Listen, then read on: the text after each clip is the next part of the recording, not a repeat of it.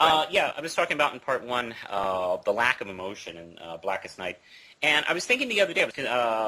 I was thinking about Identity Crisis, and the scene where Sue Demby is attacked by Dr. Light, and that was a controversial scene in that series, and I think it affected a lot of people emotionally and viscerally, and some people even got angry at Metzler for writing that scene because that was a scene that really kind of hooked us. That was a scene that really got to us and really was the linchpin to everything that happened, almost everything that happened in the story. Mm-hmm. With the characters getting mind wiped and stuff like that. And I was comparing it to the death of, I can't remember her name, but I think it's Jen, who was one half of Firestorm, the current Firestorm. Right. Mm-hmm. Nothing. That didn't affect me at all, and it's almost done in a isn't this cool kind of way. And I felt that way with Hawkman and Hawkgirl, right? Yeah. And in fact, that was kind of an amusing death because sort of, I love you, boom, you're dead. Mm-hmm. Although that was clever. I actually kind of dug that in a way, just because they were sort of making fun of that whole mythos, because because she's like, I can't say I love you because as soon as I do, you'll get killed. But I love you, and they're dead. Oh, man, that was just. I know. I was thinking, wow, I'm glad I'm not a Hawkman fan or Hawkgirl fan. I mean, I like the characters, but Okay, let me say. Pulled out really did nothing for me. Let me say this, and this will be a different opinion from most people just because of my own background. One of the things I did really enjoy reading through with this is that I learned things about DC that I didn't know. Okay. I actually didn't know much about the Hawkman Hawkgirl mythos before this. Believe it or not, I'm just not that big of a fan of stuff outside of main Justice League. I know Batman really well, I know Superman really well, and then beyond that, there's a lot I don't know because I haven't been keeping up. And so I learned things reading this that I didn't know. I caught up a little bit. I didn't know very much about the Flash death. I knew that happened, but I didn't know much about it and stuff like that. And so this was kind of an education for me, and I enjoyed that about it. Having said that, once I got beyond that, once I got to about midway through, it just became fight after fight, random stuff after random stuff, and I don't know. I started to lose interest a little bit.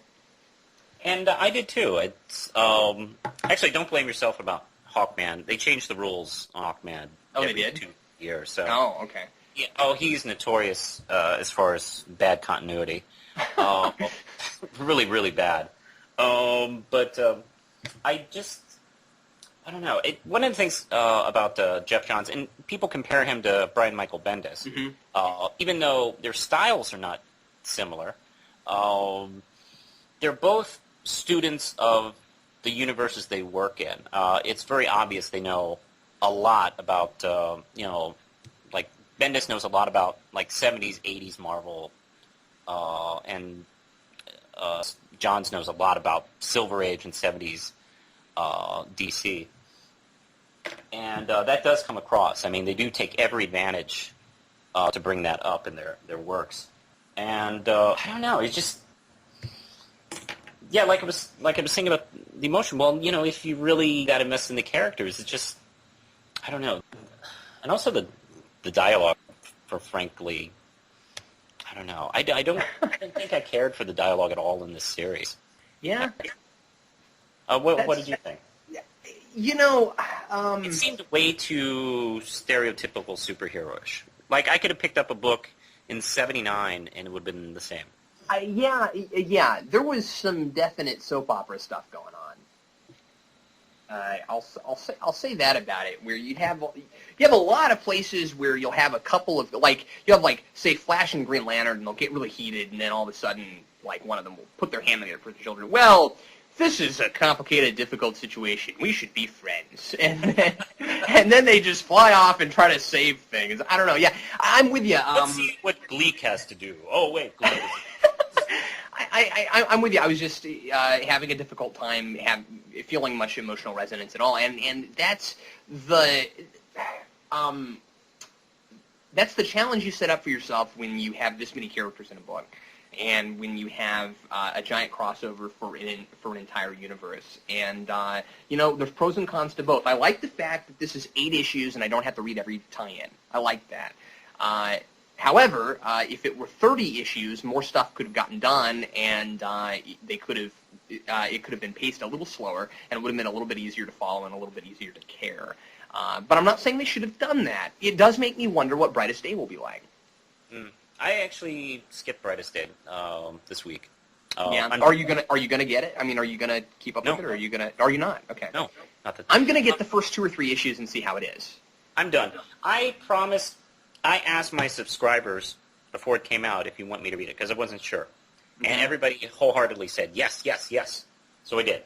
And I'm done. So I see. I haven't asked anybody if I'm going to get Brightest Day, because I decided that on my own. Yeah. I am going to pick up some of the books.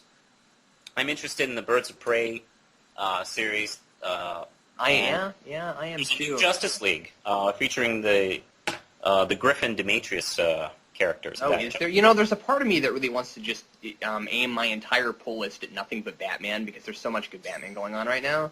Like, really, it's funny because the day before you posted your review of, what was it, Gotham Sirens number 9, I bought 9 and 10 and just loved it.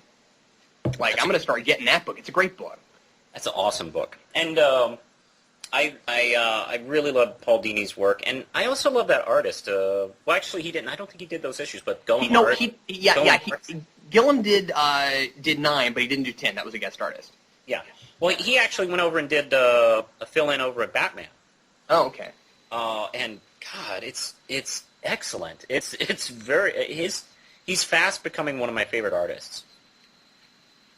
So we should say a few more things about this before we are done. Yeah, that's true, I guess. How did you? Yeah, I mean, how did you feel about?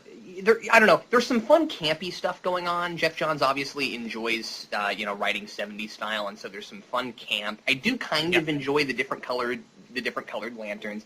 I think that there have been some fans that have kind of jumped onto that and milked too much money into it. That's just me. I don't know. I think that the ring thing was kind of crazy. But other than that, in the book, it was kind of fun. It was fun to see something that for several pages it's really black, and then all of a sudden there's a bunch of bright colors. That it was fun. It was fun to look at. Although some of these panels, I mean, some of these 2-page spreads, I think I would get more out of if I just blew them up and put them on my wall.